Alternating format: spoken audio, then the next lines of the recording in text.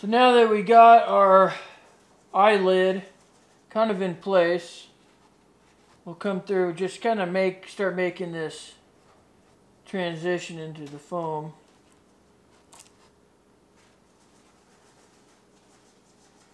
And shaping it.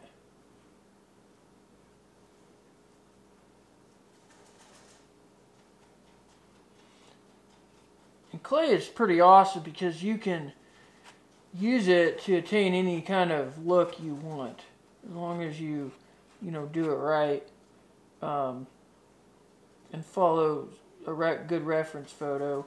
It'll be pretty close to what they're supposed to look like.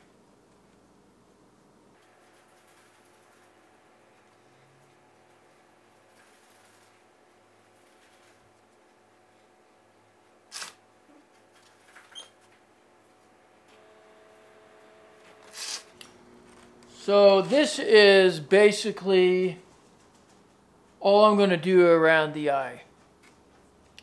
And I'll probably come in as I clay all this and start bringing all my clay from here forward.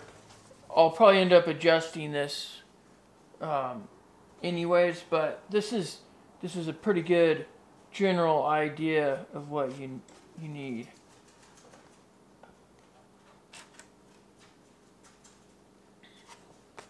So real quick, I'm going to go ahead and I'm going to clay some in here on both sides of the muzzle.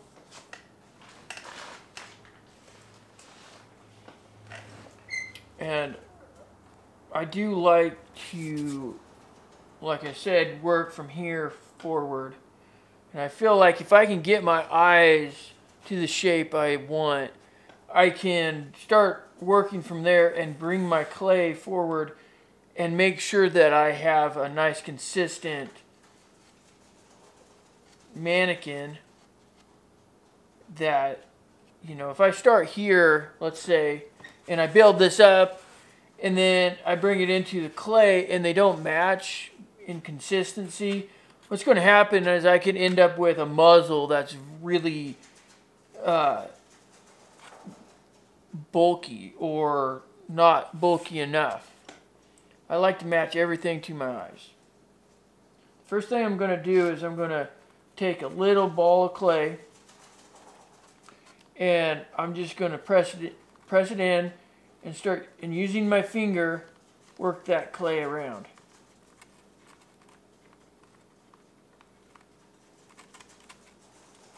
Make sure that you feather the edges.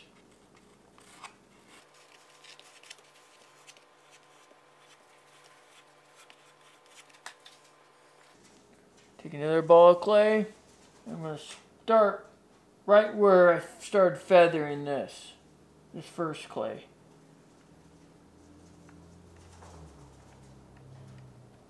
And I'll feather this into that. And that way I know that I'm getting a real good, consistent clay pattern there.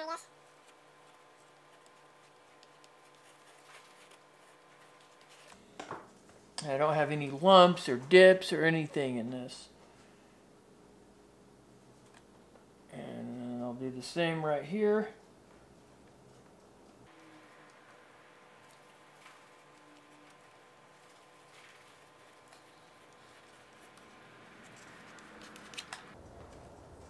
Now I got this all clayed, but down here I haven't done any, so I'm going to do the same thing. Just put some clay there. Start feathering them into each other.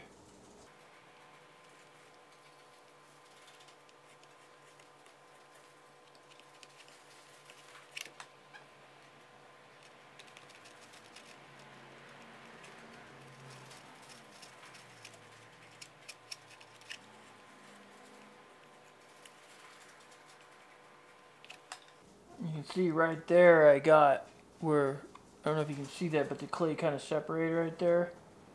So I'm just going to put a little bit there and feather that out.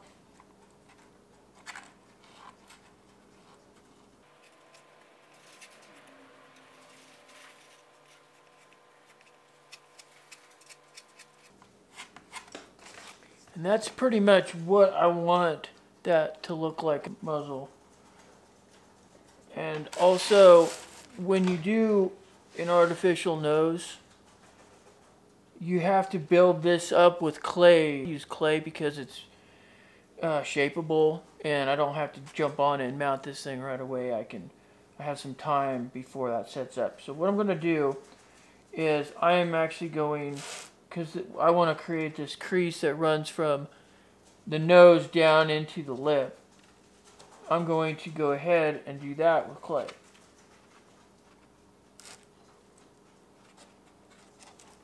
The first thing I'm going to do is, I don't want any of my clay actually inside of the mouth, because I'm going to use Magic Sculpt for that and actually make it more of a glue. I'm going to do that after I get the skin on.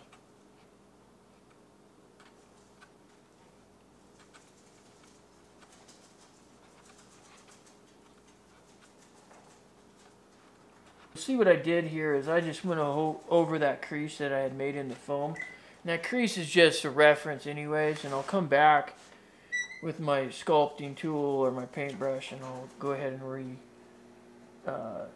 define that crease there.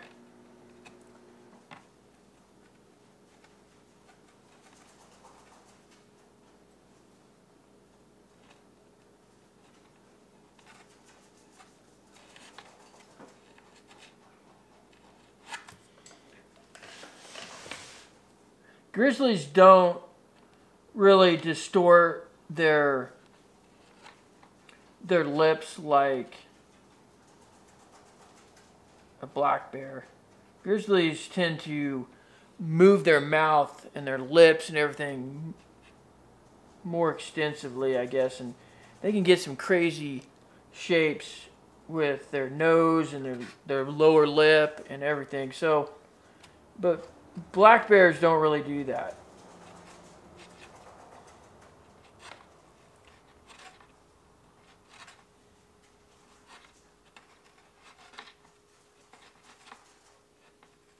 So you never want to use a grizzly reference for a black bear reference.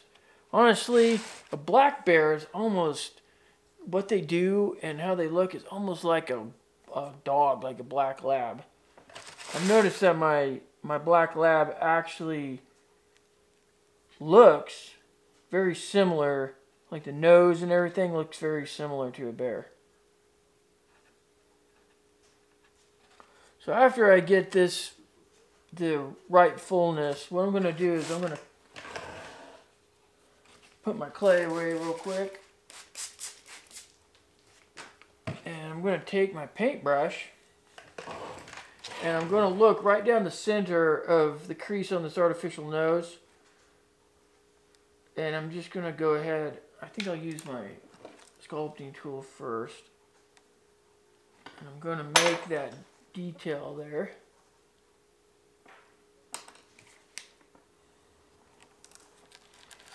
And that's about what I'm looking for.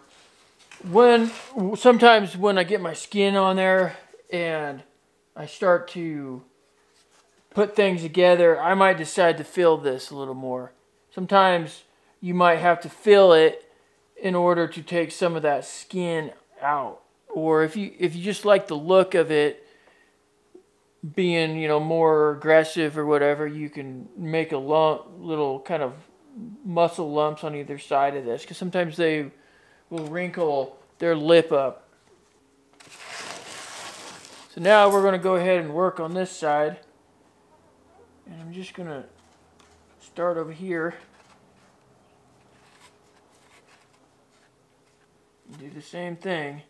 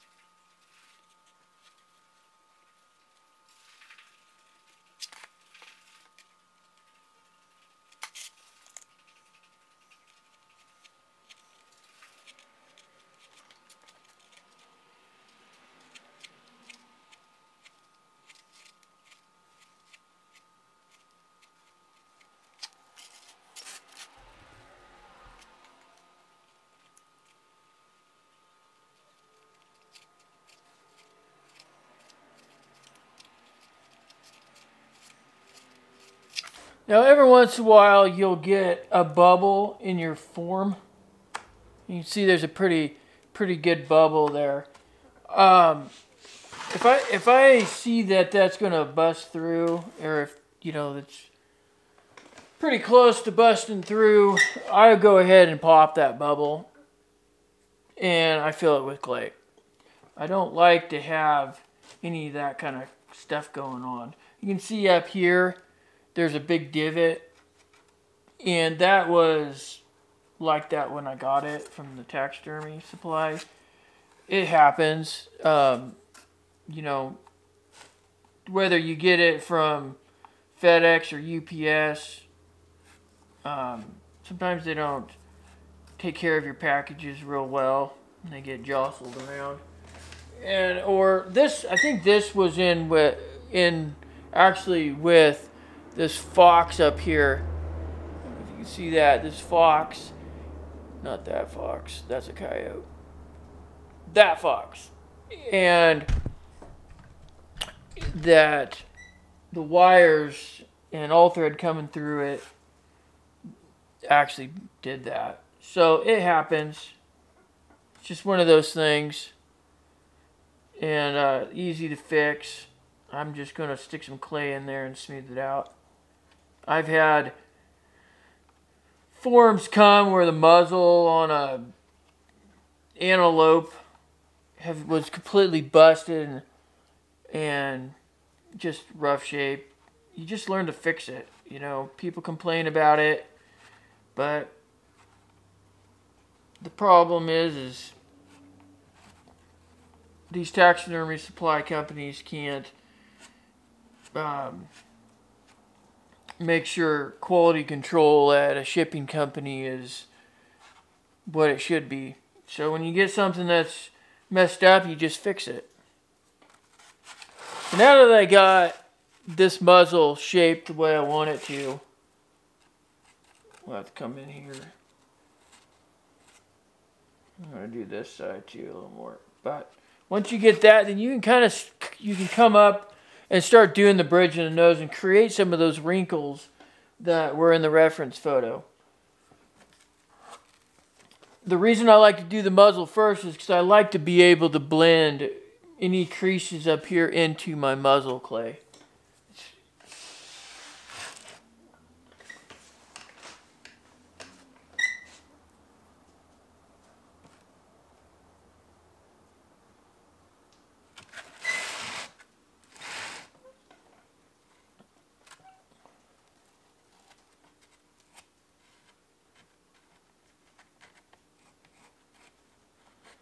Now when I'm doing my muzzle, I like to just get a consistent amount of clay across the whole thing. And what that's going to do is just give me an area to work. I can come in with my sculpting tool and my paintbrush and put in my wrinkles, and if I need to add more clay, I can.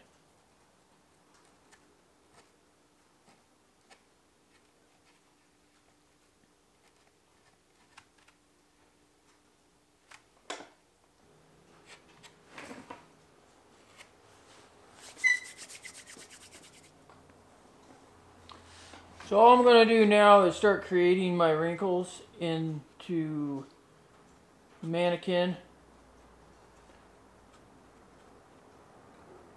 And I'm going to consult my reference while I'm doing this.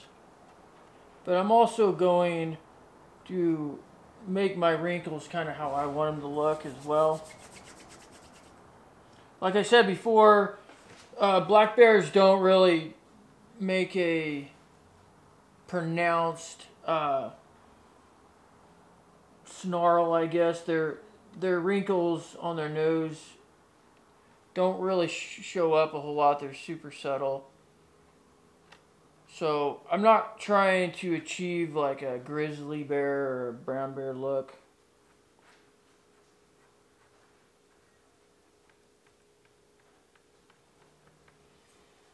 What I want to do first is get my clay into place.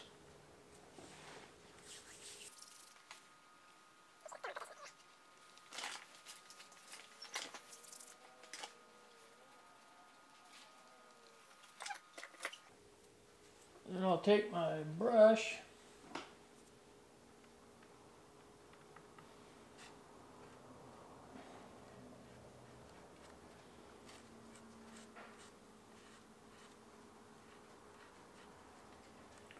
Just start blending it into the form.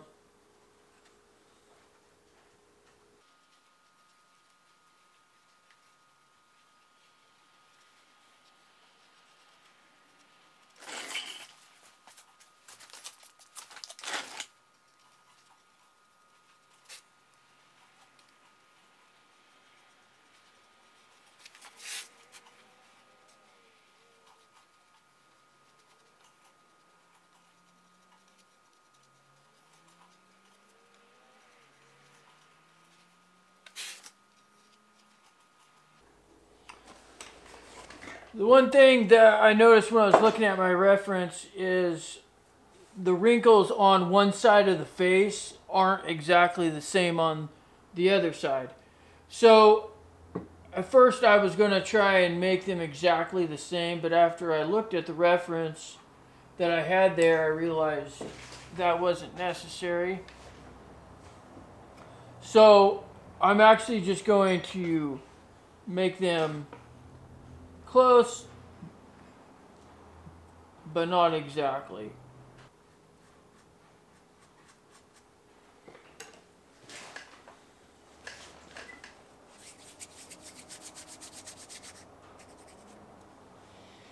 And it's just kind of my thing. I like to take this snarl here and I like to bring it up above the eye. I don't really see that in the reference, but I think it looks kind of nice. Adds a little more expression.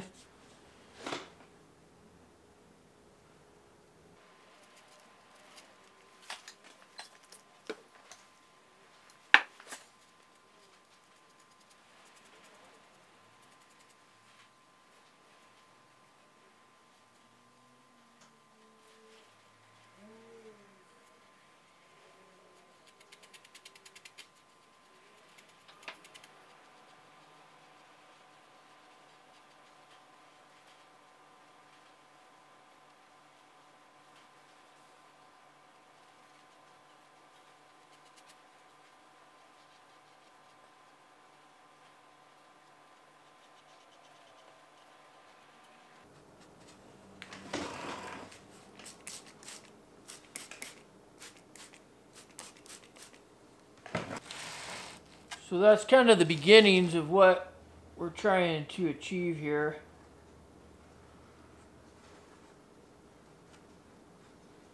The next thing I'm going to do is come in on each side of the nose, these little cartilage areas. This is actually cartilage, and it probably a tiny bit of meat in there, muscle, but it's actually pretty pronounced when a bear is growling. And I also have like this weird little recess right here, so I'm going to go ahead and try and fill that in and blend it as well.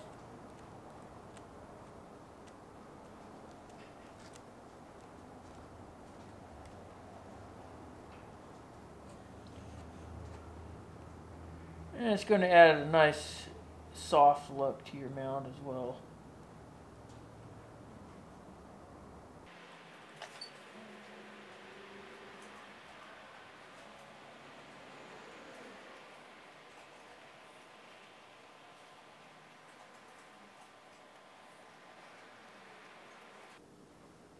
We're basically just trying to blend the form into the artificial nose.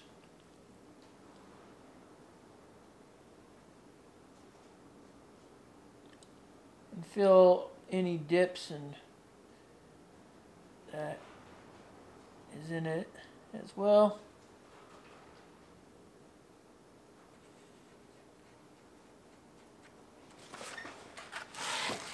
So that's pretty close to what I was wanting. The next stage in this is I'm going to build up this muscle around the bottom eye. And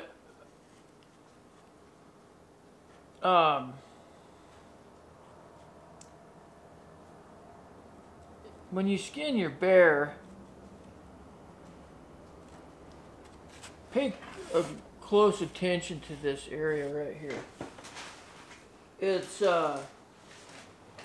each bear is a little different, but I do notice that a lot of times that muscle is pronounced, and it depends on the bigger the bear, obviously the more pronounced that's going to be. But what kind of creates that eye socket area being large is if you have a really fat bear or a bear that's just in really great shape. This is bone right here. This is like the actual eye socket bone. I'll show you. Let me get a skull.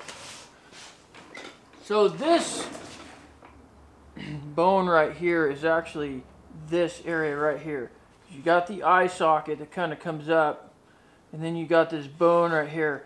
And when you skin out your bear, that bone is going to be easily seen because there really is not much over that. Maybe some fat or something. But essentially, you got a big muscle here, which is this muscle, and you got a big muscle down here, which is actually part of the lower jaw. And both these muscles can be really large. And so this ends up being recessed as that muscle gets larger and larger. And of course, they'll build up some fat in there, not a whole lot, but some. And that adds to the look of your mount. So I always try to thin my head on my hide as much as I can so that I can replace it with clay on the form. And then I can get that really nice definition on the cheek and in this head muscle right there.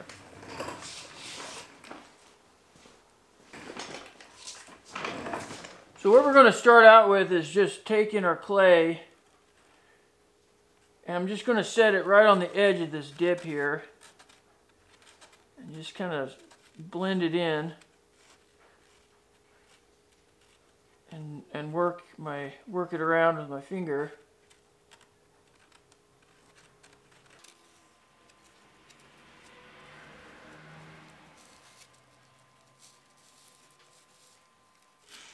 Once I get it there, I actually am going to put a little more clay in here.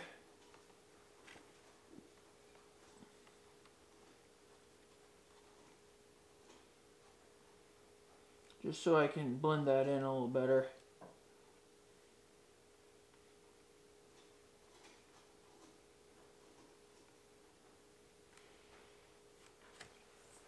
And then we can take our paintbrush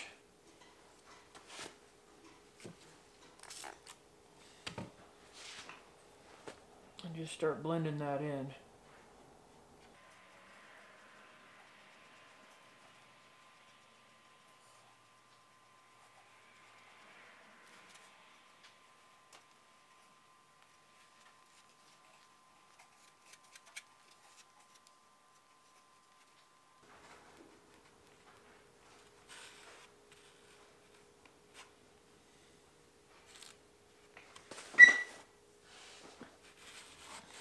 Okay, now we'll do the other side. I'll probably come back and tweak that a little bit. Maybe add a little more clay, but I want to get this other side kind of set so that I can make them the same. And I think on this one I'm going to start it a little bit higher and work it down, and then I'll have to come back and add some to that.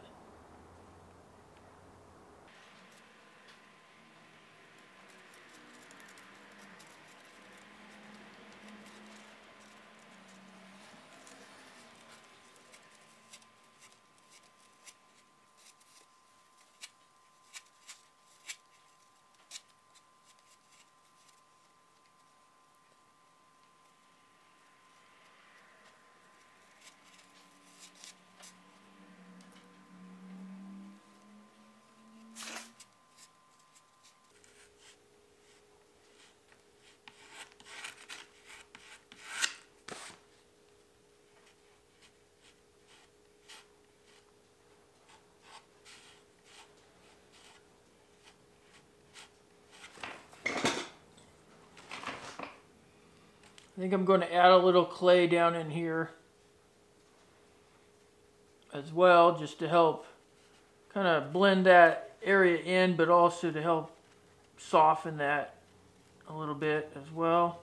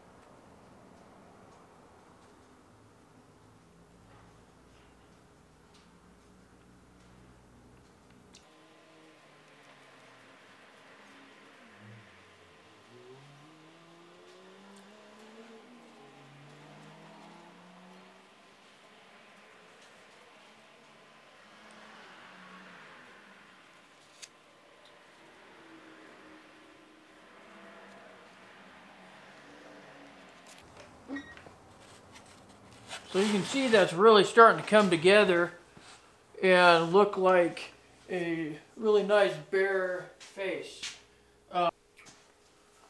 And there's a few things that I'm going to do to this before I mount it as well. I'll probably come through and blend a little bit more around the nose. Some of that I might do after I get the skin on. I'll just peel everything back and do a little bit of sculpting. I might even put a little bit of more magic sculpt in and around this, but I'll kind of see how it looks when I get to that point. I do like a little bit of magic sculpt around the nose area where I'm going to blend in my skin to the artificial nose. And the reason is that because I like to glue that area, the skin, to the nose. But I like to use magic sculpt because it takes glue better than clay. Clay, you kind of have to let it dry in order for it to glue. Magic sculpt, you can glue it while it's still wet, and it actually acts a little bit as an adhesive as well. And as you put the skin on there, you can glue it and also form the magic sculpt and shape it a little bit to kind of blend things in. And a lot of times when you do that, you don't even have to worry about coming back later and blending that back in with magic sculpt or magic smooth or whatever you like to use. So at this point, I'm going to start working on my skin and getting it prepped. And in the meantime, what I like to do to keep this from drying out is I'll take some paper towels and I'll lay over this and squirt it down with water. And then just to keep the paper towels from drying out, I'll use a little bit of plastic wrap.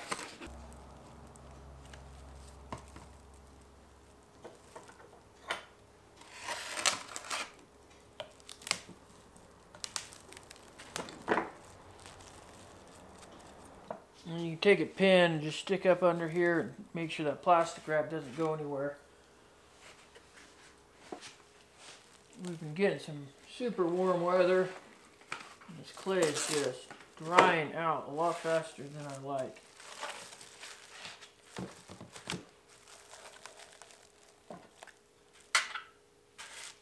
And we'll just leave it like that, and that should keep the moisture in. And it'll last like this for a long time and without drying out. The one thing though is over time this will want to start molding, so obviously we don't want to leave it too long. If you're worried about mold, you can actually stick it in the fridge as well, but I'm not going to wait that long to mount it. I'm just going to prep my skin and get it ready to go over the mannequin. Anyways, I hope this helps, and if you have any questions, leave them in the comment section, And if you like the video and want to see more, go ahead and subscribe to the channel.